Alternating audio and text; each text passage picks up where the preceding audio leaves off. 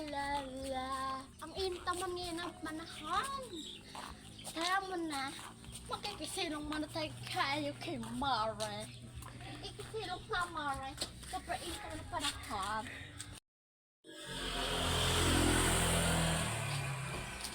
Ay, Mare. Kaya padaan? Ano kang bibila mo yung Mare Nina? Mare, pabili nga akong pigs. Meron ka kayo pagkain dyan ng baboy.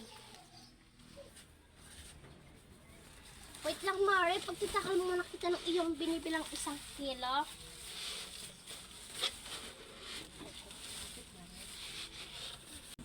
Ito na, Mare. Tapos ang iyong pinapatakal mo. Bakit, Mare? Madami ka bang alagang baboy? Kasi, Mare, papakain ko sa asawa ko. Kasi